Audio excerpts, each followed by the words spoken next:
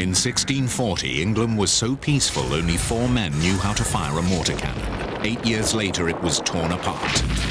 Channel 4 presents 3 landmark films on the English Civil War.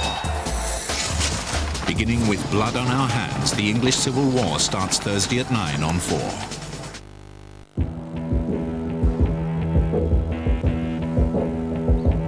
Jimmy Carr gets musical with the 100 greatest pop videos from 8 till late. First on 4, Samira Ahmed and Bridget Nzeku with the Channel 4 News.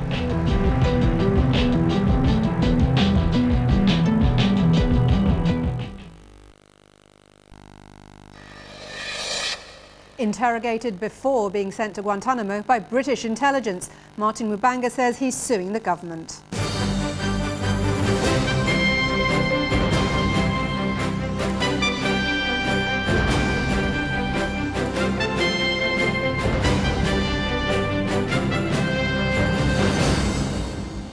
Good evening, this is Channel 4 News. Police say they won't be investigating, but Mr. Mubanga's claim that MI6 colluded in his capture and incarceration implicates the government in the Guantanamo controversy as never before.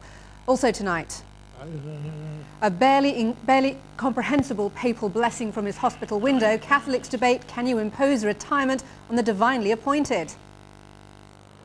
Tougher border controls, faster deportations for failed asylum seekers.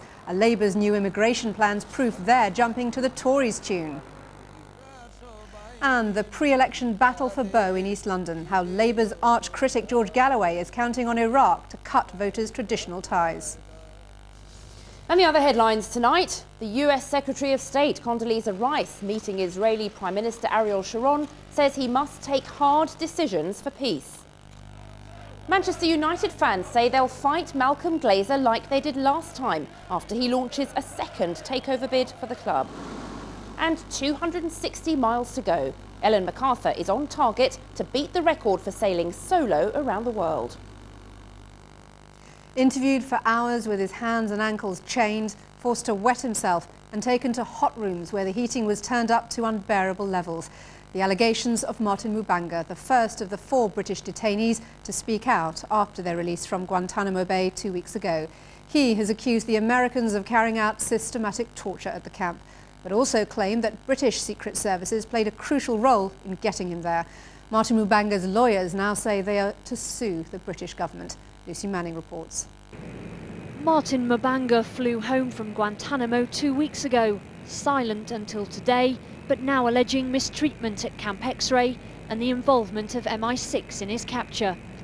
Mubanga claims he was interrogated by an MI6 agent before he was moved to Guantanamo Bay, that there was British involvement in sending him there. In today's Observer and Mail on Sunday newspapers, he also tells of the terrible conditions at Guantanamo. At the camp, he says he was forced to urinate in the corner of a room and an interrogator then smeared the urine over him, that he was left naked except for boxer shorts, and that an interrogator stood on his hair and his leg chains.